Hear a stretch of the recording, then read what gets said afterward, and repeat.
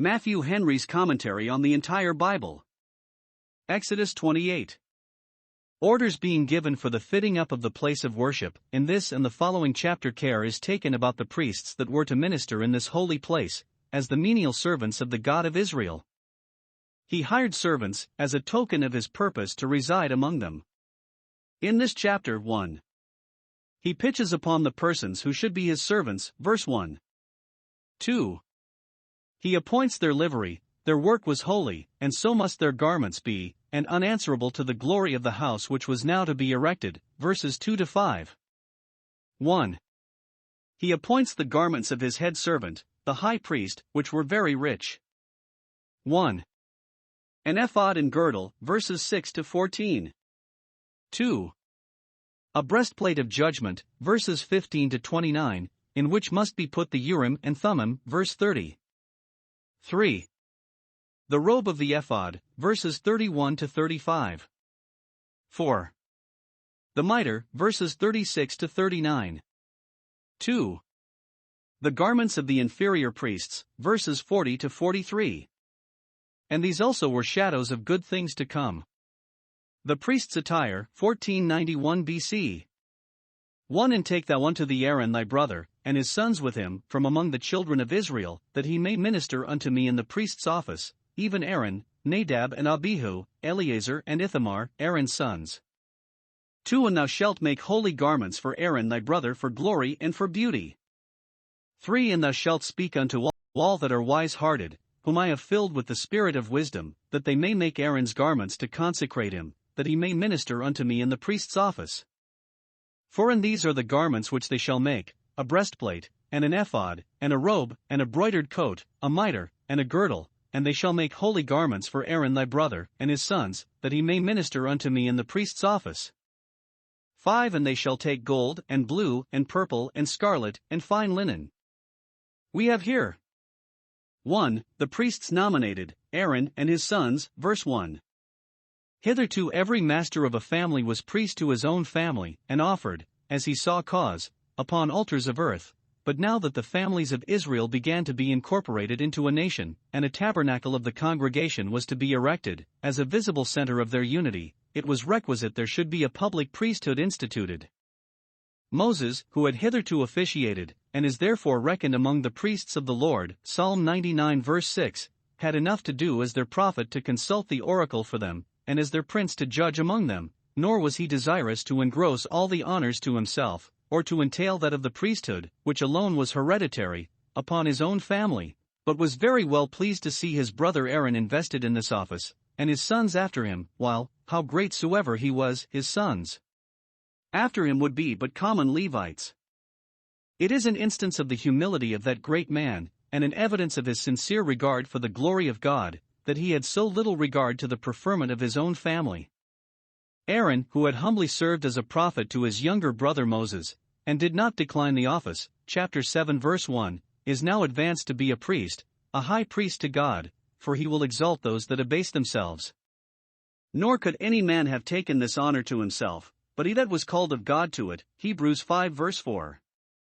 God had said of Israel in general, that they should be to him a kingdom of priests, chapter 19 verse 6. But because it was requisite that those who ministered at the altar should give themselves wholly to the service, and because that which is everybody's work will soon come to be nobody's work, God here chose from among them one to be a family of priests, the father and his 4 sons, and from Aaron's loins descended all the priests of the Jewish church, of whom we read so often, both in the Old Testament and in the New.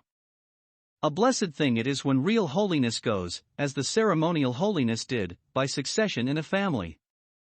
2. The priest's garments appointed, for glory and beauty, verse 2. Some of the richest materials were to be provided, verse 5, and the best artists employed in the making of them, whose skill God, by a special gift for this purpose, would improve to a very high degree, verse 3. Note, eminence, even in common arts, is a gift of God, it comes from him, and, as there is occasion, it ought to be used for him. He that teaches the husbandman discretion teaches the tradesman also, both therefore ought to honor God with their gain. Human learning ought particularly to be consecrated to the service of the priesthood, and employed for the adorning of those that minister about holy things. The garments appointed were 1. 4. Which both the high priest and the inferior priests wore, namely, the linen breeches, the linen coat, the linen girdle which fastened it to them, and the bonnet or turban. That which the high priest wore is called a mitre. 2. For more, which were peculiar to the high priest, namely, the ephod, with the curious girdle of it, the breastplate of judgment, the long robe with the bells and pomegranates at the bottom of it, and the golden plate on his forehead. These glorious garments were appointed, 1. That the priests themselves might be reminded of the dignity of their office, and might behave themselves with due decorum. 2. That the people might thereby be possessed with a holy reverence of that God whose ministers appeared in such grandeur. 3. That the priests might be types of Christ, who should offer himself without spot to God, and of all Christians, who have the beauty of holiness put upon them, in which they are consecrated to God. Our adorning, now under the gospel, both that of ministers and Christians, is not to be of gold, and pearl, and costly array, but the garments of salvation, and the robe of righteousness, Isaiah 61 verse 10, Psalm 132 verses 9 and 16.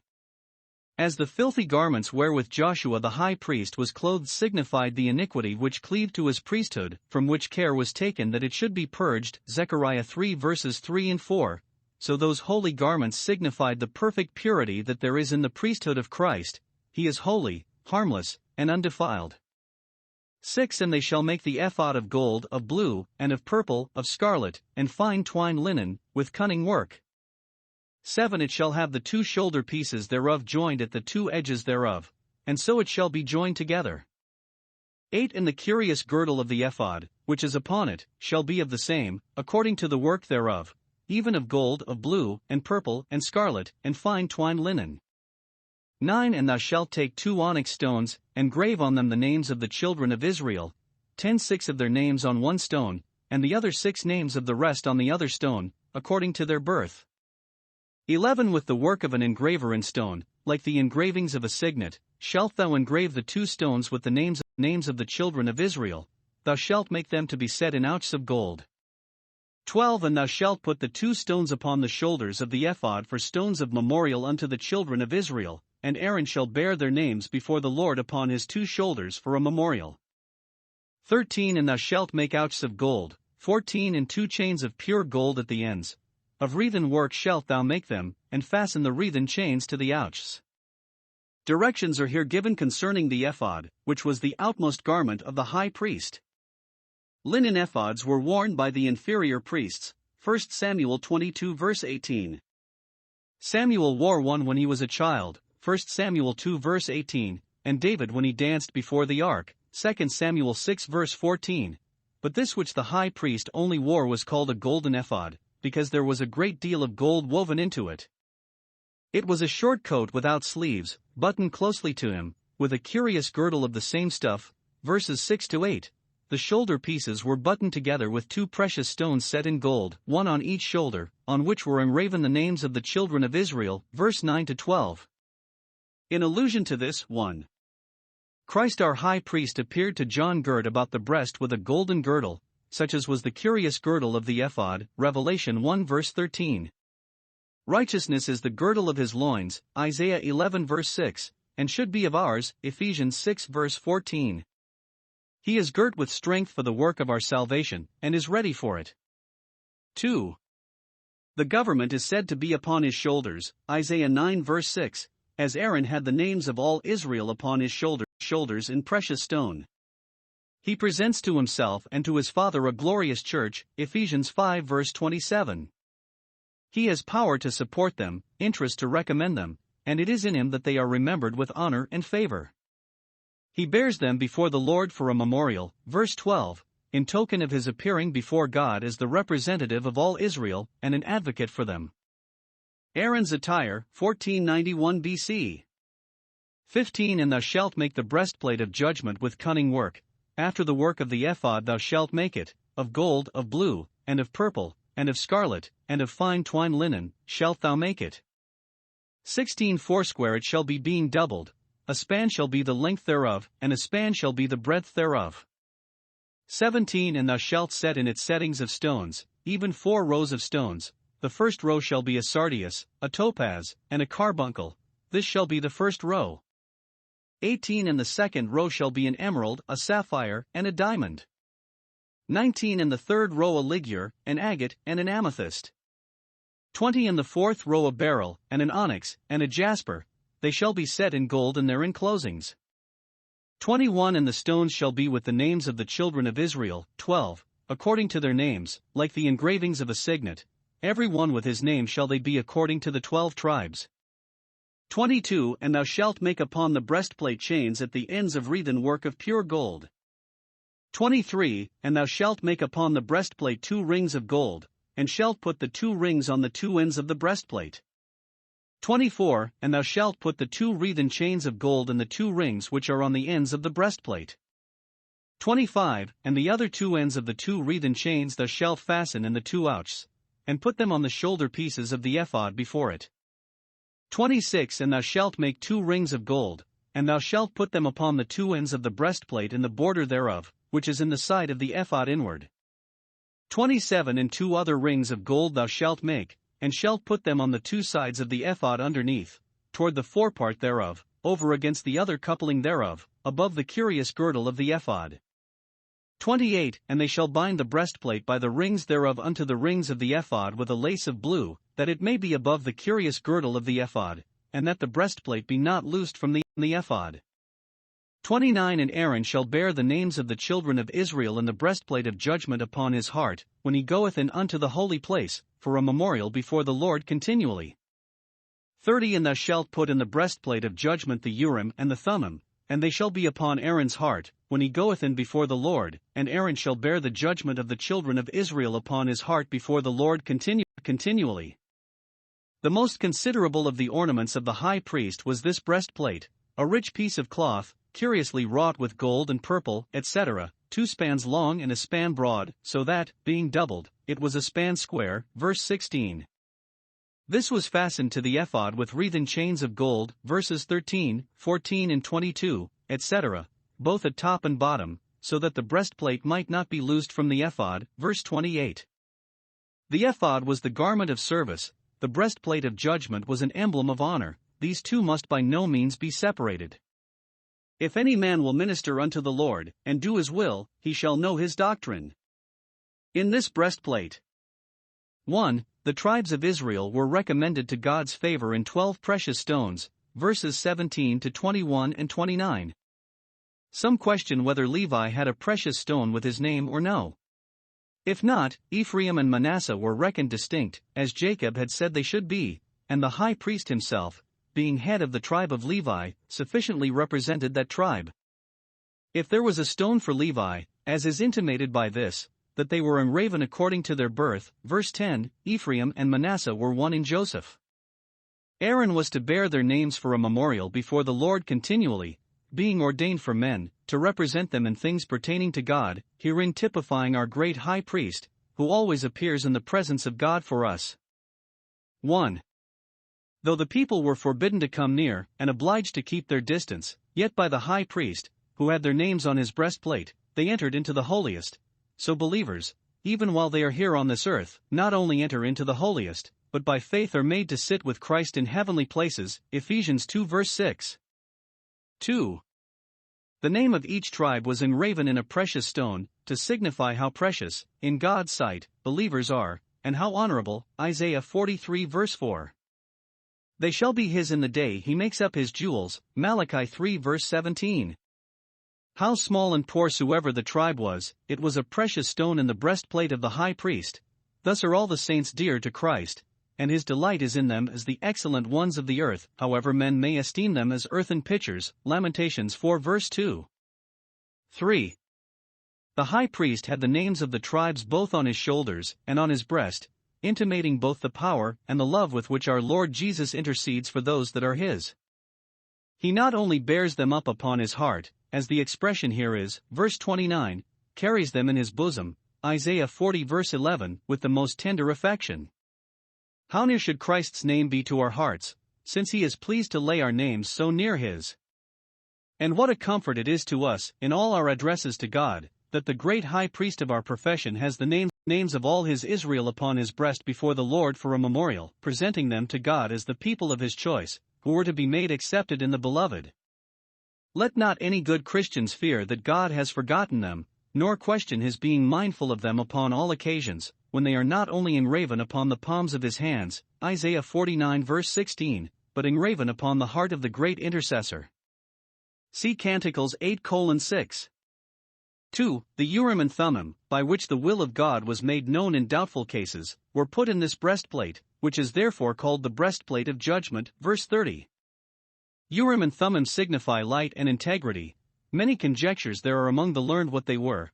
We have no reason to think they were anything that Moses was to make more than what was before ordered, so that either God made them himself, and gave them to Moses, for him to put into the breastplate, when other things were prepared, Leviticus 8 verse 8, or no more is meant than a declaration of the further use of what was already ordered to be made.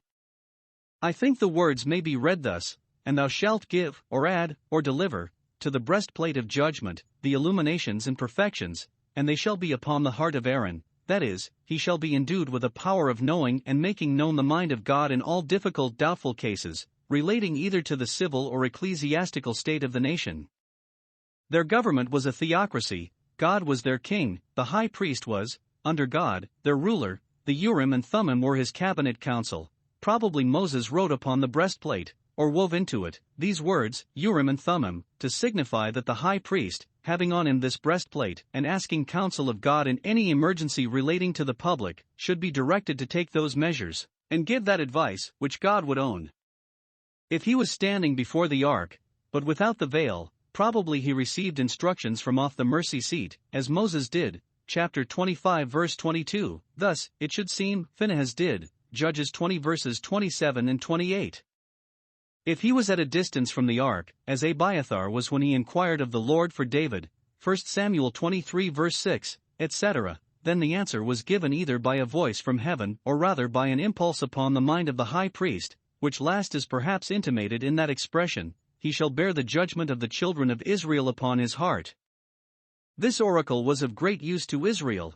Joshua consulted it, Numbers 27 verse 21, and, it is likely, the judges after him. It was lost in the captivity, and never regained after though, it should seem, it was expected, Ezra 2 verse 63. But it was a shadow of good things to come, and the substance is Christ. He is our oracle, by him God in these last days makes known himself and his mind to us, Hebrews 1 verse 2, John 1 verse 18. Divine revelation centers in him, and comes to us through him. He is the light, the true light, the faithful witness, the truth itself, and from him we receive the Spirit of truth, who leads into all truth. The joining of the breastplate to the ephod denotes that his prophetical office was founded in his priesthood, and it was by the merit of his death that he purchased this honor for himself and this favor for us.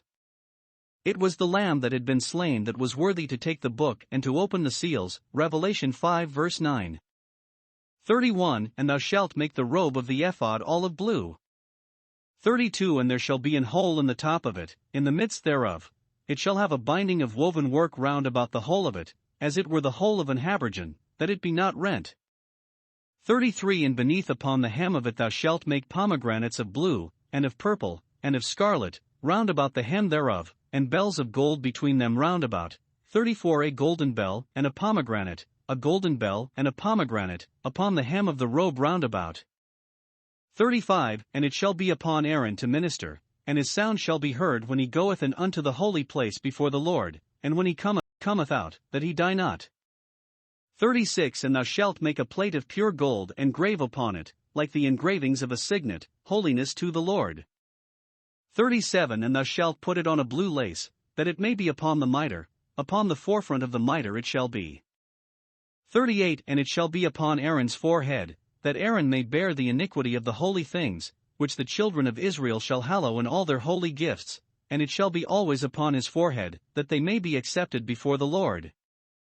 39 And thou shalt embroider the coat of fine linen, and thou shalt make the mitre of fine linen, and thou shalt make the girdle of needlework.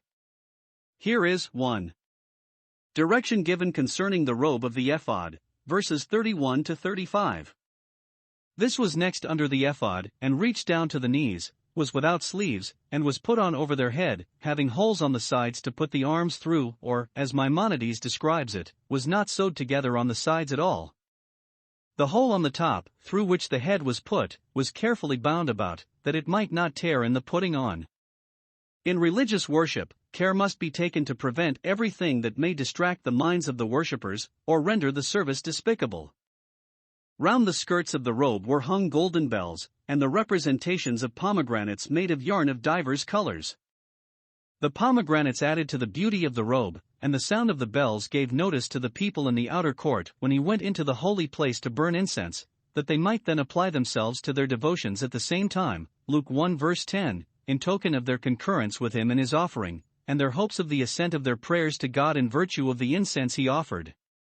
Aaron must come near to minister in the garments that were appointed him, that he die not. It is at his peril if he attend otherwise than according to the institution. This intimates that we must serve the Lord with fear and holy trembling, as those that know we deserve to die, and are in danger of making some fatal mistake. Some make the bells of the holy robe to typify the sound of the gospel of Christ in the world, giving notice of his entrance within the veil for us. Blessed are those that hear this joyful sound, Psalm 89 verse 15.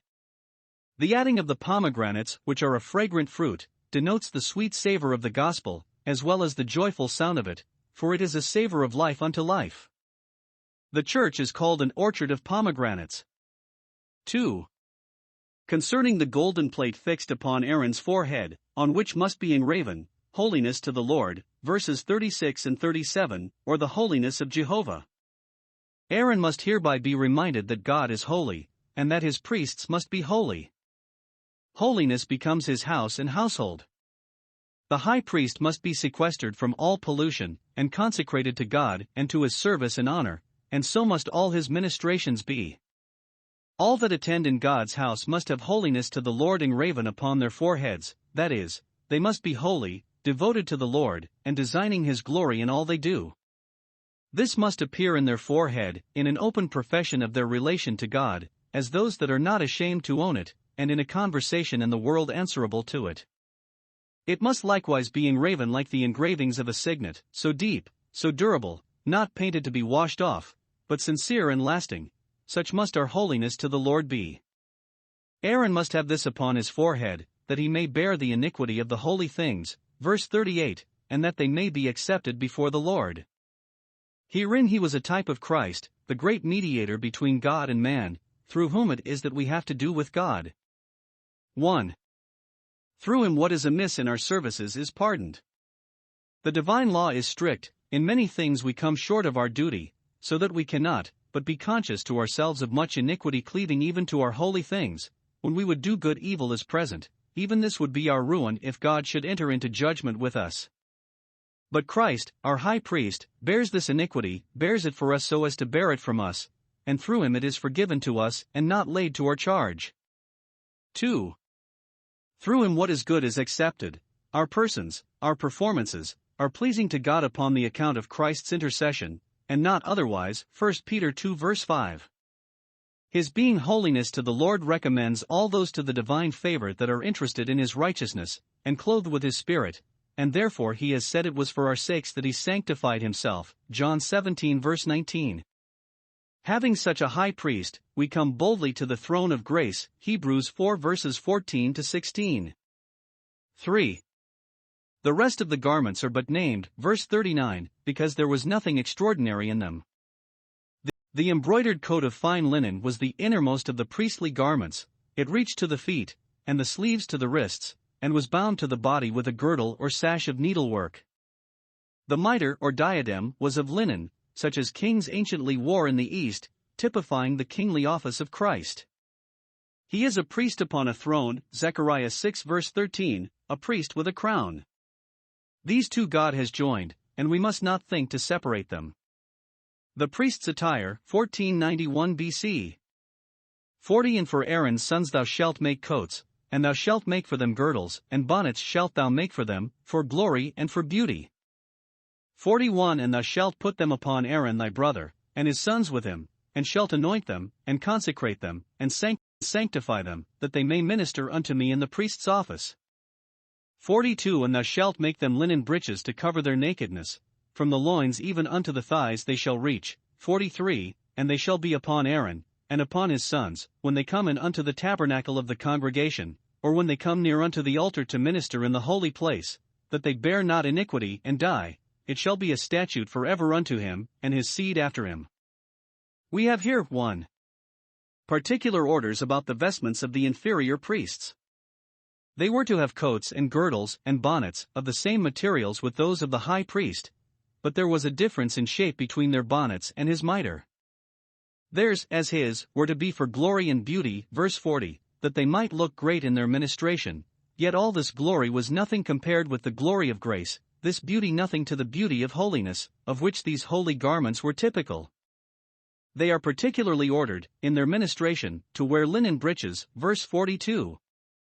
This teaches us modesty and decency of garb and gesture at all times, especially in public worship, in which a veil is becoming, 1 Corinthians 11 verses 5 and 6, 10. It also intimates what need our souls have of a covering, when we come before God, that the shame of their nakedness may not appear. 2. A general rule concerning the garments both of the high priest and of the inferior priests, that they were to be put upon them, at first, when they were consecrated, in token of their being invested in the office, verse 41, and then they were to wear them in all their ministrations, but not at other times, verse 43, and this at their peril, lest they bear iniquity and die. Those who are guilty of omissions in duty, as well as omissions of duty, shall bear their iniquity. If the priests perform the instituted service, and do not do it in the appointed garments, it is, say the Jewish doctors, as if a stranger did it, and the stranger that comes nigh shall be put to death. Nor will God connive at the presumptions and irreverences even of those whom he causes to draw most near to him. If Aaron himself put a slight upon the divine institution, he shall bear iniquity and die. To us these garments typify 1. The righteousness of Christ. If we appear not before God in this, we shall bear iniquity and die. What have we to do at the wedding feast without a wedding garment, or at God's altar without the array of his priests? Matthew 22 verses 12 and 13. 2. The armor of God prescribed, Ephesians 6 verse 13. If we venture without that armor, our spiritual enemies will be the death of our souls, and we shall bear the iniquity, our blood will be upon our own heads. Blessed is he therefore that watcheth, and keepeth his garments, Revelation 16 verse 15. 3. This is said to be a statute forever, that is, it is to continue as long as the priesthood continues. But it is to have its perpetuity in the substance of which these things were the shadows.